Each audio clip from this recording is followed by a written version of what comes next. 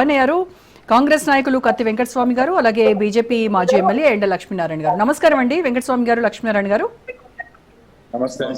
Right. Venkataswamy గారు, Rahul Gandhi CEC పై తీవ్ర ఆరోపణలు చేస్తున్నారు, చేయబోతారు కూడా ఇకపైన. ఎందుకంటే ఈ రోజు మాట్లాడినటువంటి దానిలో మనం చూస్తే కనుక మహారాష్ట్రలో 40 లక్షల ఓటర్లు 5 నెలల్లో పెరిగిపోయారు, నమోదైపోయారు. ఇది అసాధారణమని ఆయన చెప్తున్నారు. అలాగే మహదేవ్పుర అసెంబ్లీ నియోజకవర్గంలో చూస్తే 6.5 లక్షల ఓట్లలో 1 లక్ష ఓట్లు నకిలీవి అని తేలిందని చెప్పారు. అయితే సిఈసి మాత్రం ఈ ఆరోపణలన్నీ కూడా చాలా బేస్లెస్, ఇర్రెస్పాన్సిబుల్ అని చెప్పేసి కొట్టిపారేస్తోంది. మరి ఓటర్ల జాబితా సవరణ చట్టపరమైనటువంటి మార్గదర్శకాల ప్రకారమే జరిగిందని ఈసీ నిక్కచ్చిగా చెప్తోంది. సో దీంట్లో ఎంతవరకు వాస్తవం ఉందంటారు?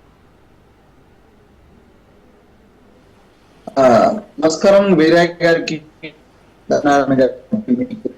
ప్రేక్షకులందరికీ. వీరయ్య గారు చాలా స్పష్టంగా అనుమానాలు అంటే యాక్చువల్గా అనుమానాలు ఉద్యోగాల్లో ఉన్నటువంటి ఒప్పించారు. నేను రాహుల్ గాంధీ గారు చేసినటువంటి ఆరోపణల కంటే వాస్తవాలను బయట పెట్టిన అంటున్నాను. ఇన్నాళ్ళు చాలా స్పష్టంగా చెప్పిండు. ఒక 3-4 డేస్ క్రితం మేము ఆధారాల కోసమే ఇన్ని రోజులు ఆగినామని. నేను మహారాష్ట్ర ఎలక్షన్ ఓపించదండి. నాందేడ్ కాన్స్టిట్యున్సీలో బోకర్ అనేది ఒక కాన్స్టిట్యున్సీ. దానికి అంతకుముందు అశోక్ చవాన్ గారు, మాకు పిసిసి అధ్యక్షుడిగా సీఎం అశోక్ చవాన్ గారు ప్రాతినిధ్యం వహించారు.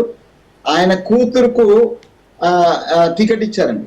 సో నేను I was the incharge on the instructions of Rahul Gandhi. Specially నేను బోకర్కు నన్ను ప్రత్యేకంగా పంపించారండి.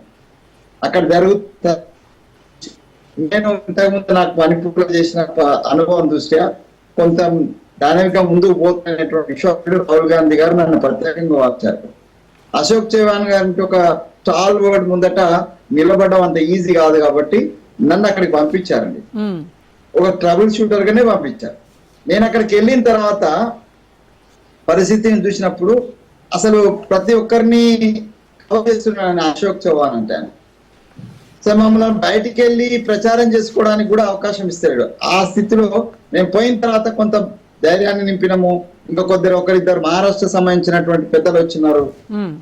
ఆ పరిస్థితి ఏందనంటే, సార్ వీరయ్య గారు, లక్ష్మణాన్న నువ్వు కూడా నేను ఇలా అబద్ధం చెప్తలేను. నేను ఇన్ఛార్జ్ అక్కడ ఉంటే పరిస్థితి ఏందనంటే, వాళ్ళకు ఎక్కడైతే కాంగ్రెస్ కు ఎక్కువ ఓట్లు పోలే అవకాశం ఉందో, గత ఎన్నికల్లో కొంత మాకు లీడ్ వచ్చిందో అక్కడ వాళ్ళకి ఎక్కువ కాన్సన్ట్రేట్ చేసినారు.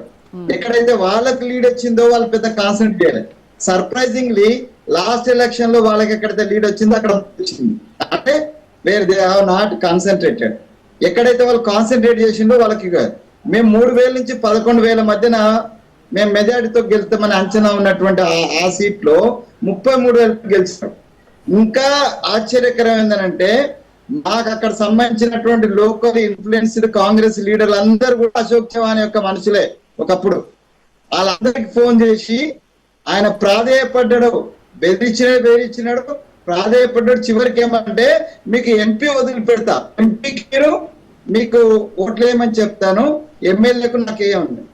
ఇంత దారుణమైనటువంటి స్థితిలో ఉన్న దాన్ని కూడా 33,000 ఓట్లతోటి బోకర్లో అశోక్ చవాన్ గారి ఒక కూతురు గెలిచింది. నేనైతే సర్ప్రైజ్ అయినాను. ఒకవేళ ఓడినా మేము 2-3 వేలతో కూడా ఓడిపోవాలా, 3,000 4,000 గెలిచినా కూడా 3,000 నుంచి ఆ పైన గెలవాలి. సో ఇంత అంటే ప్రత్యక్షంగా చూసి చెప్తున్నారు. వెంకటస్వామి గారు, మీ ఆడియో క్లారిటీ లేదు, కొంచెం నెట్వర్క్ ఇష్యూ ఉన్నట్టుంది, మళ్ళీ మాట్లాడదాము.